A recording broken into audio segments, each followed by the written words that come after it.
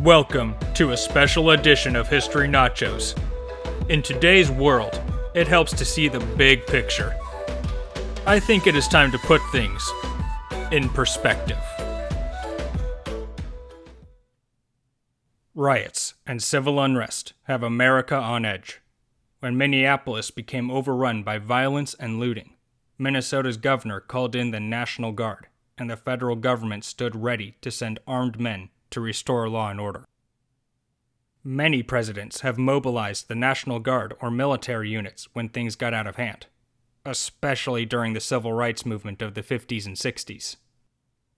In this episode, let's take a look at the incident that created the original precedent: the Whiskey Rebellion. George Washington had a lot on his plate when he assumed the presidency in 1789. He was the first person to even try being president of the United States, so he was in completely uncharted territory. Nobody had attempted something similar since the Roman Republic almost 2,000 years prior. Washington knew even the slightest actions would set permanent precedent. Things that we take for granted, like giving a State of the Union address. Washington spent much of his first term setting up a completely new form of government. The other founders had provided the framework, but it fell to Washington to put the theories into practical effect. All of this took serious cashola, and the income tax did not exist yet. The new government also needed to pay the financial costs of the Revolutionary War. Finding the money was up to Washington's Secretary of the Treasury, Alexander Hamilton. Hamilton had been Washington's right-hand man through almost the entire American Revolution, and he had a brilliant mind. However, even a brilliant mind has a bad idea every once in a while. Hamilton recommended taxing whiskey as part of his effort to raise money for the federal government. Whiskey was everywhere, so in theory, it would hit the American people rather evenly. In 1791, the tax passed Congress, and Washington signed it into law. It sounded like a good idea at the time. The political leadership grossly underestimated the economic importance of whiskey in the rural frontier areas. Western Pennsylvania especially relied on whiskey production as a critical industry. Way out on the edge of civilization, whiskey was used for much more than just getting drunk. Many of the Western farmers would distill their crops down to whiskey for practical reasons. Raw corn and wheat grain is quite delicate.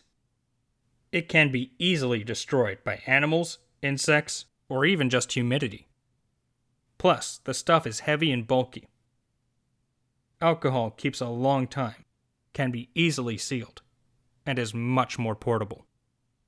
Converting grain to whiskey secured the farmer's investment in a crop and allowed sales across a much wider area with much less risk. The US dollar was also still new and relatively unproven. Out on the frontier, whiskey itself served as a type of currency.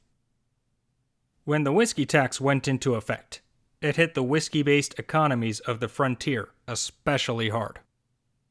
This all took place barely a decade after the end of the Revolutionary War, which was begun because of unfair taxes from a distant authority in the first place. The whole situation seemed a bit too familiar.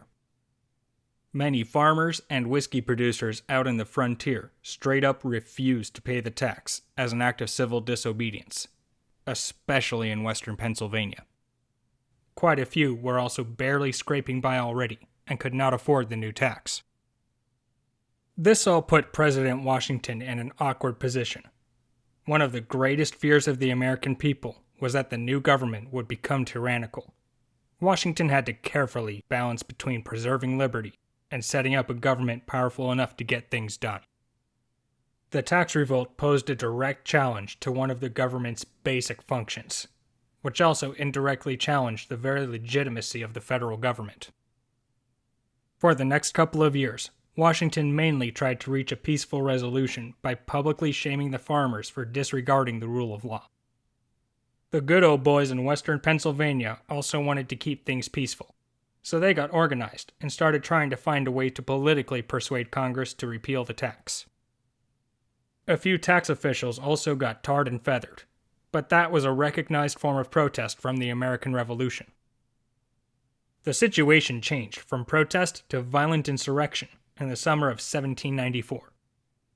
In western Pennsylvania, 50 armed men confronted a local whiskey tax collector named John Neville. Neville was just following the law and doing an unpopular job. The mob demanded Neville turn over all information he had on whiskey production in the area. Neville refused, and the situation turned into a shootout.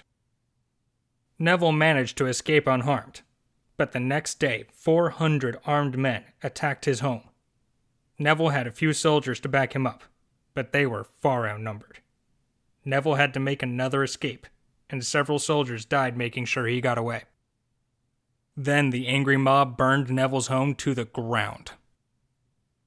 A line had been crossed, and Washington could not let this situation go any further. He assembled almost 13,000 militiamen. Just to be clear, back then, a militia meant just about any able-bodied man capable of bearing arms. Later on, state militias got formally organized into the National Guard. Washington personally marched his version of the National Guard to western Pennsylvania to nip this insurrection in the bud. The fact that Washington came in person displayed how law and order was priority number one. Fortunately, the show of force alone proved enough to defuse the situation.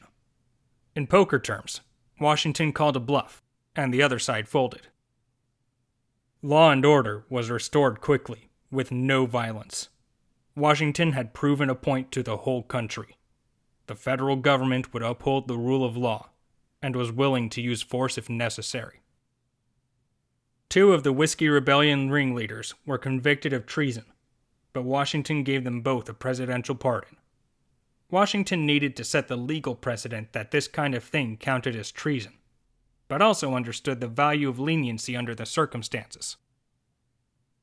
In modern Minneapolis, a brief show of force by Minnesota's National Guard and the open preparation of federal military units brought the situation under control. As other riots happen across the United States, it has become debated whether the federal government could or should intervene. Washington was working with a blank slate, but now the rules for a president deploying troops domestically have evolved more nuance. In short, a state governor is supposed to try using the National Guard first. The president can also temporarily take over a state's National Guard, which is called federalizing. For example, President Kennedy federalized Alabama's National Guard when the governor literally stood in the doorway blocking a black student from attending college.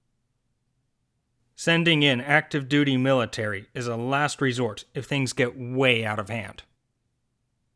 Usually, a governor needs to ask the president to bring in troops.